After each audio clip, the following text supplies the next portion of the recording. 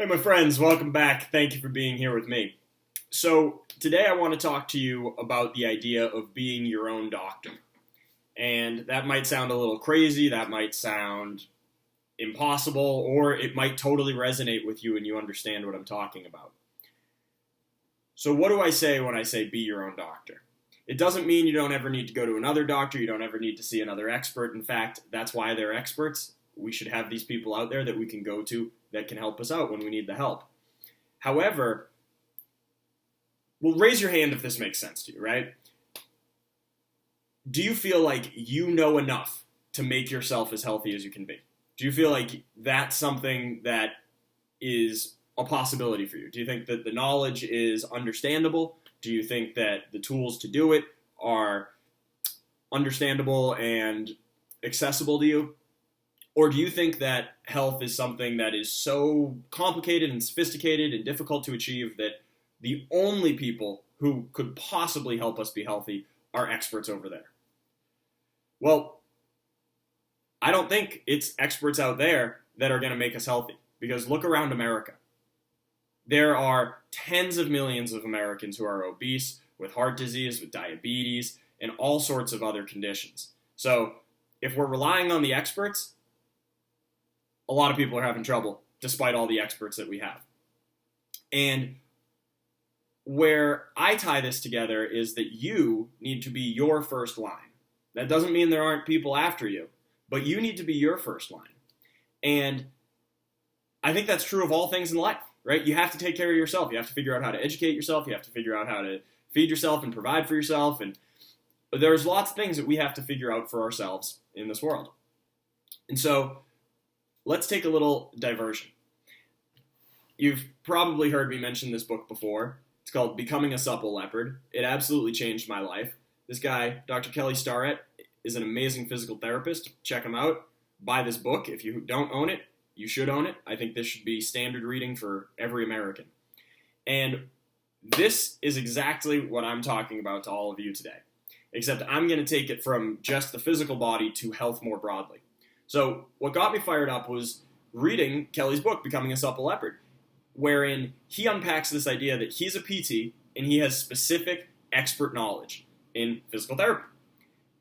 Yet he doesn't want you to come to him as your first line, which might sound a little crazy, maybe a bad business model or something like that, but it's actually quite the opposite. He sold a ton of copies of the book, and he seems to be doing incredibly well for himself out in San Francisco.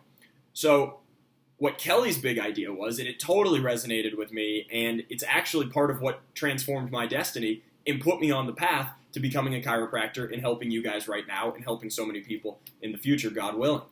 And so his idea was, if he's the expert on PT, don't go to him because you didn't foam roll, or don't go to him because you didn't figure out how to use a lacrosse ball and ice to help yourself after playing sports. He said he's happy to help you with that, but he would rather you've already tried that, right? You've already done different stretches. You've already done different muscle release techniques. You've already done different things, right, to take care of your problem for yourself.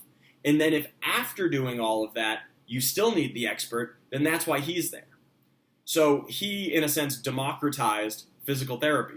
He wrote this whole book, and the whole back third of this book is all how you treat different parts of the body as a layman.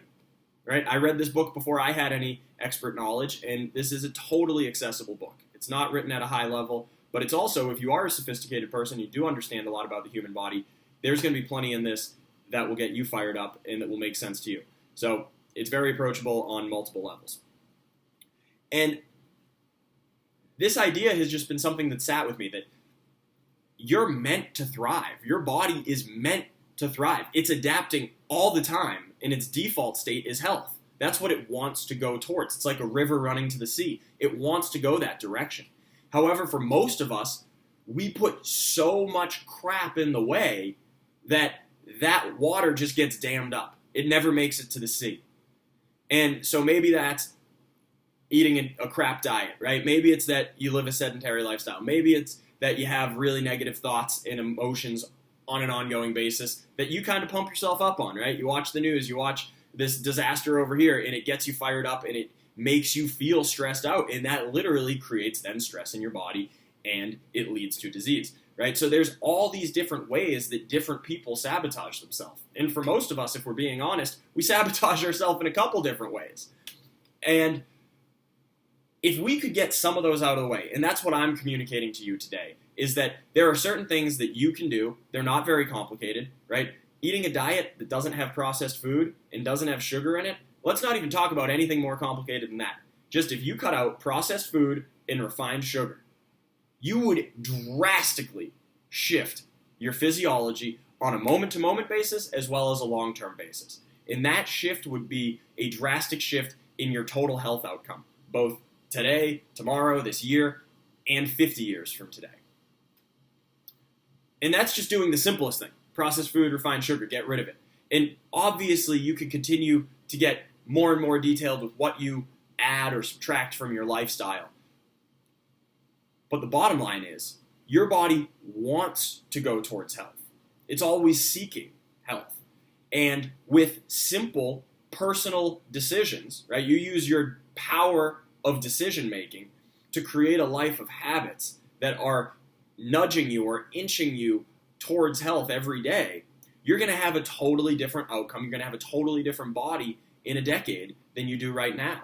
Or if you have a great body and you have great health and you're living at a really high level and you're really proud of it, then set those habits in stone that got you here, because those are the habits you're going to need to keep across your life.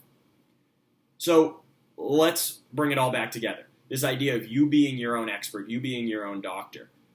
It's not very complicated to figure out that a sedentary lifestyle is not healthy, and an active lifestyle is. Now, you don't need the expert to tell you what an active lifestyle looks like. In fact, maybe to you an active lifestyle is doing yoga.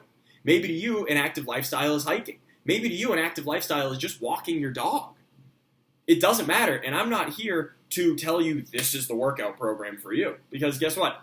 The same one for me isn't the same one for you, and we've talked about this, right? The same way that I eat, I think is pretty applicable to everybody, but as long as you hit some basics, then I think we all should be on the same page, right? No processed food, no processed carbohydrate, and refined sugar. Those would be some basic starting points.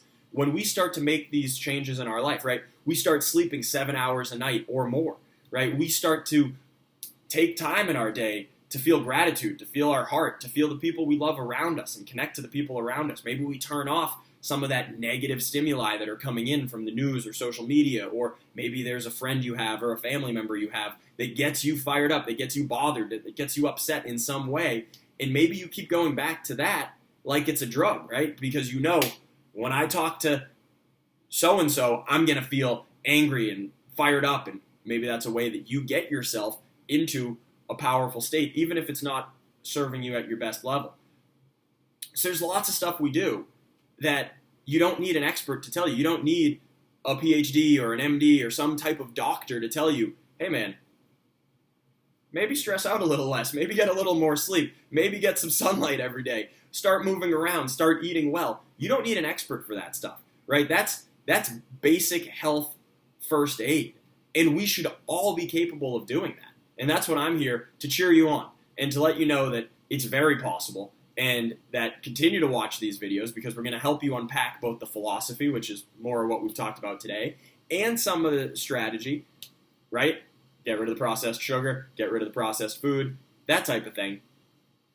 And if you can start to make these shifts in your life, you can grab a whole bunch of autonomy and control about your health. And it's my prayer for you is that you start to live at 100%, that you start to live completely thriving.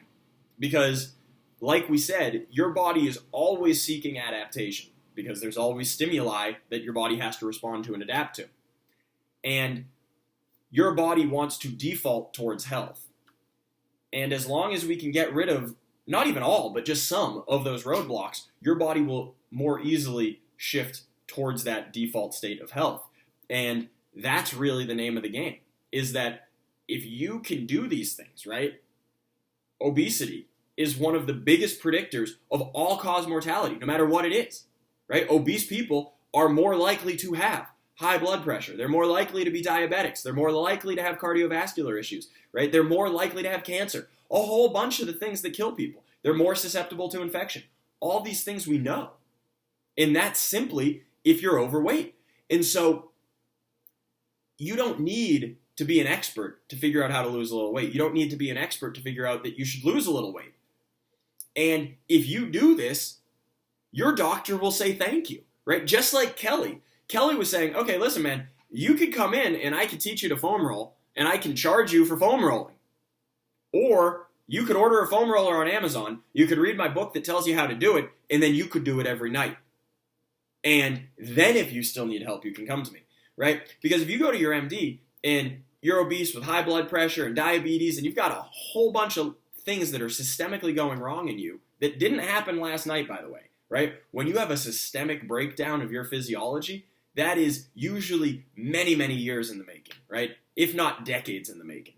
So when you come to an MD with all these problems, or any other type of doctor for that matter, when you come to them with all these problems and you dump them on their plate, this person's kind of sitting there like,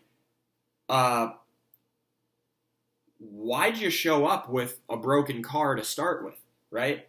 Like, these people are meant to help you in the most extreme conditions.